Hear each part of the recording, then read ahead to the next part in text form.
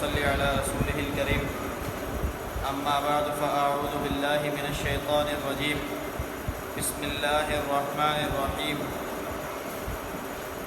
فلما أسلما وتله للجبين وناديناه أن يا إبراهيم قد صدقت الرؤيا إنا كذلك نجزي المحسنين. وعن زيد بن أرقم رضي الله تعالى عنه قال قال أصحاب رسول الله صلى الله تعالى عليه وسلم ما هذه الأضاحي يا رسول الله صلى الله عليه وسلم؟ قال سنة أبيكم إبراهيم. قالوا فما لنا فيها يا رسول الله؟ قال بكل شعرة حسنة. قال فالصوف يا رسول الله؟ قال بكل شعرة من الصوف حسنة أو كما قال عليه الصلاة والسلام. صدق الله وصدق رسوله النبي الكريم ونحن على ذلك لمن الشاهدين والشاكرين والحمد لله رب العالمين. میرے معزز سامعین، میں نے آپ کے سامنے قرآن کریم کی چند آیات مبارکہ تلاوت کی ہیں اور احادیث کے بے شمار مجموعے میں سے ایک حدیث مبارکہ تلاوت کی ہے.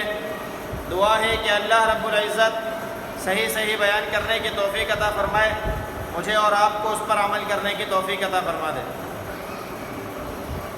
ان آیات مبارکہ کے اندر اللہ رب العزت حضرت ابراہیم علیہ السلام اور ان کے بیٹے اسماعیل علیہ السلام کا واقعہ اور اس کی ایک جھلک پیش کر رہے ہیں.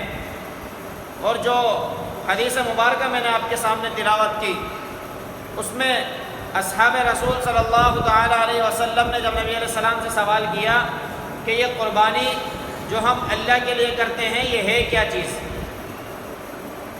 تو نبی علیہ السلام نے ان کو یہی جواب دیا کہ یہ تمہارے ابا جان ابراہیم علیہ السلام کی سنت ہے. آج ہم اس دور میں ہیں کہ ہم جو ہے اس قربانی کے مرحلے کو صرف اور صرف ایک تفریح کا ایک وہ ایسی چیز ہم نے بنایا ہوا ہے کہ اس کو دکھانے کی چیز ہم نے بنا دیا ہے اور وائرل کرنے کی اور لوگوں کے اندر اپنی بہتات بٹھانے کا ایک انداز پیش کر رہے ہیں. لیکن در حقیقت اس قربانی کے مرحلے کے اندر مقصود کوئی اور شے نہیں ہے. مقصود جو ہے وہ اللہ رب العزت کی رضا ہے. لہٰذا جب نبی علیہ السلام سے بھی صحابہ نے یہ بات پوچھی ما هذه الاضاحی، کہ یہ قربانیاں جو ہم کر رہے ہیں یہ ہے کیا چیز، تو نبی علیہ السلام نے اس کو اپنی طرف منسوب نہیں کیا اور نہ ہی نبی علیہ السلام نے کوئی اور بات کہی، بلکہ یہ کہا کہ سنت ابیکم ابراہیم، یہ تمہارے ابا جان ابراہیم علیہ السلام کی سنت ہے. اور پھر جب صحابہ نے پوچھا تو اگر ہم اس قربانی کو کریں گے تو ہمیں کیا ملے گا، تو صحابہ کے لیے ترغیب کے لیے نبی علیہ السلام نے کہا کہ ہر ایک بال کے بدلے ایک نیکی ہے. پھر صحابہ نے کہا بال تو دمبے پر بھی ہوتے ہیں اور بہت زیادہ ہوتے ہیں جو اون کی شکل میں ہوتے ہیں، تو نبی علیہ السلام نے کہا کہ اون کے ایک بال کے بدلے میں بھی ایک نیکی ہے. تو ترغیب دلانے کے لیے اور واقعے کو اچھی بات کی طرف منسوب کرنے کے لیے جہاں کہے وہیں منسوب کیا. آج جب بچے ہم سے یہ بات پوچھتے ہیں کہ یہ کیوں کرتے جا رہے ہیں، کس وجہ سے کر رہے ہیں، تو بھائی حدیث مبارکہ میں بھی آتا ہے کہ انما شفاء العی السؤال، کہ جو آپ کے اندر ناواقفیت ہے، جہالت ہے، اس کا علاج جو ہے وہ سوال کا پوچھ لینا ہے، معلوم کر لینا ہے. آج جب بچے ہم سے پوچھتے ہیں تو ہم اس حقیقت کو بیان کرنا چاہیے کہ یہ قربانی کی کیوں جاتی ہے، اس قربانی کو کرنے کا مقصد کیا ہے. اس قربانی کا تماشا لگانا ہمیں مقصود نہیں ہے، نہ ہی اس کے ذریعے ہمیں اپنا شور اور واویلا اور دنیا کے اندر اپنا نام بڑا کرنا مقصود ہے، بلکہ جو واقعہ ابراہیم علیہ السلام اور اسماعیل علیہ السلام سے اللہ رب العزت نے کروایا اس کو ایک دوبارہ ہم زندہ کرنا اور اس کو اللہ کی نظر میں جتنی اس کی اہمیت تھی اس اہمیت کو اجاگر کرنے کے لیے آج تک ہم قربانیاں کر رہے ہیں. یہ واقعہ بچوں کے سامنے ضرور نقل کرنا چاہیے کہ اللہ رب العزت نے خود قرآن کے اندر کہا کہ فلما اسلما وتلہ للجبین، کہ جب انہوں نے اللہ کے حکم کے آگے سر تسلیم خم کر دیا اور اللہ کے حکم کے آگے اپنے بیٹے کو پیشانی کے بل لٹا دیا۔ اللہ نے بھی پورا واقعہ من معن وہی نقل کیا جو ہوا۔ پیشانی کے بل جب لٹایا تو اللہ رب العزت نے ان کے وہ جو خواب کی تعبیر تھی اس کو کہا کہ آپ نے اپنے رویا اپنے خواب کی تعبیر کو سچ کر دکھایا ہے۔ واقعہ یہ ہوا کہ ابراہیم علیہ السلام نبی تھے اور ان کے خواب میں روزانہ ایک ہی چیز آ رہی تھی کہ اپنی محبوب ترین چیز اللہ کی راہ میں قربان کر دیں۔ جب وہ نیند سے بیدار ہوتے اور دیکھتے کہ میرے گھر میں ایسی کون سی محبوب ترین چیز ہے جس کو میں اللہ کی راہ میں قربان کروں۔ جب دیکھنے میں آیا تو کوئی چیز ایسی نظر نہیں آئی۔ دوسرے دن پھر وہی خواب دیکھا اور چونکہ نبی کا خواب وہی ہوتا ہے تو ابراہیم علیہ السلام نے پھر وہی کیا، دوبارہ تلاش کرنا شروع کیا۔ تلاش کرنے پر کوئی چیز نہیں پائی۔ پھر تیسرے دن جب دیکھا تو اپنے بیٹے کی طرف جب نظر پڑی تو کہا یہ بیٹا مجھے بہت محبوب ہے اور بہت عمر گزرنے کے بعد اللہ رب العزت نے یہ بیٹے کی دولت مجھے عطا فرمائی ہے، تو اب یہ بیٹا اللہ کی راہ میں قربان کرنے کا وقت آ گیا ہے۔ پھر اسماعیل علیہ السلام کو یہ واقعہ جب بتایا تو انہوں نے کہا کہ ابا جان جیسا آپ کو حکم ہوا ہے آپ ویسا کریں، آپ مجھے صبر کرنے والوں میں سے پائیں گے، آپ مجھے ناشکروں میں سے نہیں پائیں گے۔ اور پھر اللہ کے حکم کے آگے جب یہ والد اور بیٹا چل پڑے اور قربانی کی نیت سے نکل پڑے تو پھر شیطان رستے میں روکتا رہا کہ آپ یہ عمل نہ کریں، آپ یہ عمل نہ کریں، روکتا رہا۔ 3 جگہوں پر اس نے غالباً شیطان نے روکا۔ پھر بھی ابراہیم علیہ السلام اس عمل کو کرنے کے لیے آگے بڑھتے چلے۔ آج بھی شیطان اس عمل کے اندر رکھنے ڈالتا ہے، کبھی ہمارے بچوں کی صورتوں میں، کبھی مال اور دولت کی محبت کی صورت میں، کبھی دنیا کے اسٹیٹس کی صورت میں، کبھی گھر اور بنگلے کا خواب پورا کرنے کی صورت میں، کبھی گاڑی اور بینک بیلنس کے خواب کو پورا کرنے کی صورت میں یہ شیطان ہمارے پاس وسوسے آج بھی ڈالتا ہے۔ ان وساوس کا علاج وہی ہے جو ابراہیم علیہ السلام نے کیا کہ اللہ کے حکم کی طرف دیکھیں، اللہ کے حکم کی اہمیت کو دیکھیں، حکم دینے والی ذات کے مرتبے کو دیکھیں، حکم دینے والے کو دیکھیں اور حکم کس کو دیا جا رہا ہے، کس نسبت سے دیا جا رہا ہے، اس نسبت کو دیکھیں۔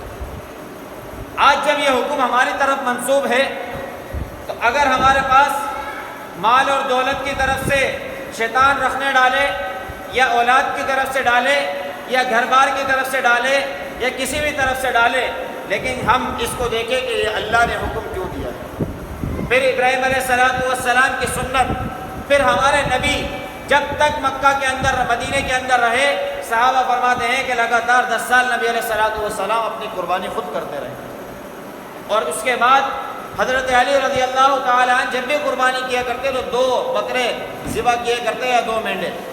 ان سے کسی نے پوچھا آپ 2 کیوں قربان کرتے ہیں؟ اوصانی یا رسول اللہ صلی اللہ علیہ وسلم، انہوں نے فرمایا مجھے نبی علیہ السلام نے وصیت کی کہ آپ میری طرف سے بھی قربانی کیا کرو۔ تو یہ قربانی کا عمل اتنا محبوب ترین عمل ہے، اتنا پسندیدہ عمل ہے کہ جس کو نبی علیہ السلام نے کبھی منقطع نہیں کیا، ہمیشہ اس قربانی کے فریضے کو انجام دیا۔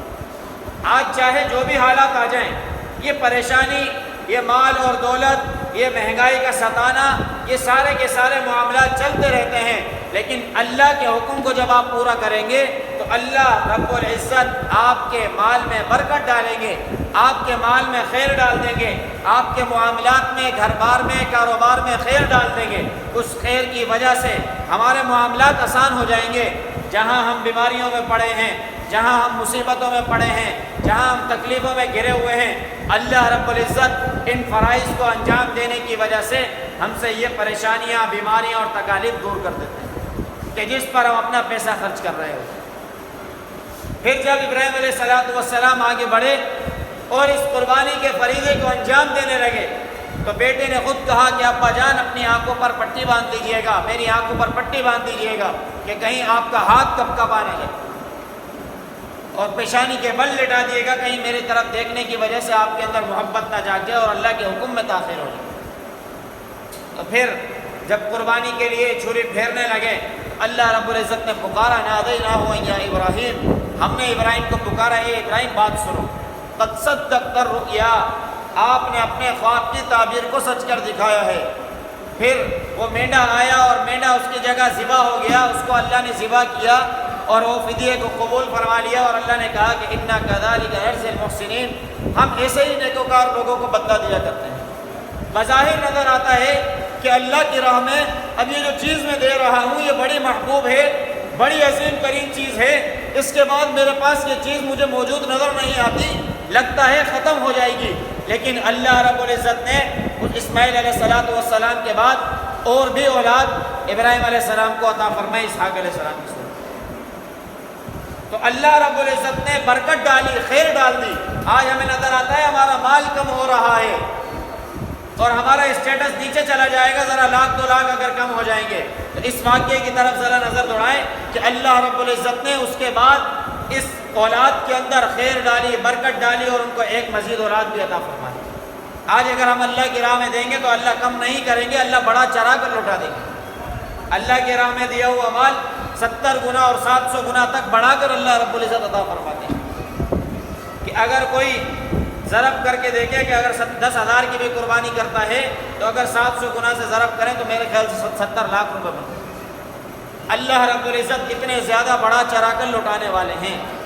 میرے عزیزو، اس قربانی کے مرحلے کو کم نہ سمجھیں، اس کی ایک ایک چیز اللہ کے نزدیک مقبول ہے، ایک ایک چیز اللہ کے نزدیک پسندیدہ ہے۔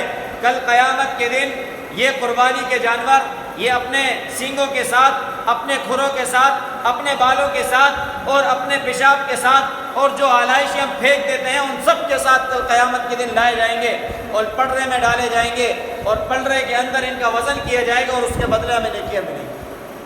یہ ساری کی ساری نیکیاں وہ ہیں جو ہم اللہ کی راہ میں کریں گے، وہ کل قیامت کے دن اللہ رب العزت لوٹا دیں گے۔ اور پھر اس کا خون جو ہے زمین پر گرنے سے پہلے اللہ رب العزت جو ہے اس قربانی کرنے والے کی مغفرت فرما دیتے ہیں قبل ان یقع من الارض، کہ اس کا خون اس کے گلے سے اور چھری سے جدا نہیں ہوتا کہ اللہ رب العزت اس قربانی کرنے والے کی مغفرت فرما دیتے ہیں۔ اور عید کے دنوں میں اس سے زیادہ افضل ترین عمل ہے ہی کوئی نہیں کہ بنی آدم جو ہے اللہ کی راہ میں احراق الدم یہ جانوروں کا خون بہائے جو اللہ نے حکم دیا۔ اس عمل کو معمولی ہرگز نہ سمجھیں، اور یہ واقعہ اور یہ سارا کا سارا تذکرہ اپنے بچوں کے اندر منتقل کریں، اپنے بچوں کو صحیح تعلیم سے آشنا کرائیں۔ یہ جب بھی بچے پوچھیں کہ یہ کیا عمل ہم کر رہے ہیں، ان کے اندر اس بات کو پیوست فرما دیں کہ یہ ہمارے نبی بھی کرتے آئے ہیں، ہمارے نبی کی بھی سنت ہے، اور ہمارے نبی نے ہمیں بتایا کہ ابراہیم علیہ السلام کی بھی سنت ہے۔ تو پورا واقعہ بچوں کے سامنے بتائیں ان کے دل میں، تاکہ اللہ رب العزت کے حکم کی اہمیت ابھی سے بڑھ جائے، کہ اللہ کے حکم کی اہمیت بہت زیادہ ہوتی ہے، چاہے جائے کہ اپنی اولاد ہو یا اپنا مال ہو، اس کی کوئی اہمیت نہیں ہے۔ بچوں کی ابھی سے پرورش اگر اس انداز سے ہوگی تو ان کو اللہ کی راہ میں زکوٰۃ دینا، اپنا وقت دینا، مال دینا، اور اللہ رب العزت جس بات کا تقاضا کریں وہ اللہ کی راہ میں لٹا دینا اور قربان کر دینا آسان ہو جائے گا جب اس انداز سے ہم تربیت کریں۔ ابراہیم علیہ السلام نے اسماعیل علیہ السلام کی بچپن ہی سے اس طریقے کی تربیت کی تھی کہ ان کو بیابان میں چھوڑ کر گئے تھے اللہ کے حکم کی وجہ سے، کہ اتنے مدتوں بعد ایک اولاد ملی، پھر اللہ کے حکم سے ان کو خانہ کعبہ کے گرد چھوڑ کر چلے گئے، جہاں نہ کوئی پانی تھا نہ کوئی کھانے کی چیز تھی، تو اللہ رب العزت نے ان کے لیے کھانے کا بھی بندوبست فرمایا، اللہ نے پینے کا بھی بندوبست فرمایا۔ یہ ہے اللہ کے لیے اپنے چیزوں کو، اپنی محبوب ترین چیزوں کو قربان کر دینا۔ اللہ رب العزت ان چیزوں کو رائیگاں نہیں جانے دیتے جو اللہ کے نزدیک ہم محبوب ترین چیزیں اللہ کے راہ میں دے دیتے ہیں۔ آج ہمیں مال اگر زیادہ محبوب ہے تو اس مال کو اللہ کی راہ میں قربان کریں۔ اس حد کی دنیا یحبک اللہ، دنیا سے بے رغبتی اختیار کریں تاکہ اللہ رب العزت میں مجھ سے اور آپ سے محبت کرنے والا ہو۔ یہ نبی علیہ السلام کی تعلیم ہے۔ دعا ہے کہ اللہ رب العزت خود مجھے بھی عمل کرنے کی توفیق عطا فرمائے، آپ تمام میں سے ہر ایک کو بھی عمل کی توفیق عطا فرما دیں۔ آخر دعوانا ان الحمد للہ رب العالمین، الحمد للہ رب العالمین، والعاقبۃ للمتقین۔ والصلاة والسلام على سید الانبیاء والمرسلین اللہم انت السلام و منک السلام تبارک یا ذا الجلال والاکرام۔ اللہ کریم ہمارے یہاں بیٹھنا اپنی بارگاہ عالیہ میں قبول فرما۔ اللہ کریم قرآن اور احادیث کا سننا اپنی بارگاہ عالیہ میں قبول فرما۔ اللہ کریم اس قربانی کے عظیم فریضے کو ہم سب کو سر انجام دینے کی توفیق عطا فرما۔ یا اللہ ہر صاحب استطاعت کو یا اللہ تیری راہ میں جانور قربان کرنے کی توفیق عطا فرما۔ یا اللہ حرمین شریفین کی قبلہ اول بیت المقدس کی حفاظت فرما۔ اللہ کریم ملک پاکستان کی حفاظت فرما۔ اللہ کریم مسلمانوں کی مدد اور نصرت فرما۔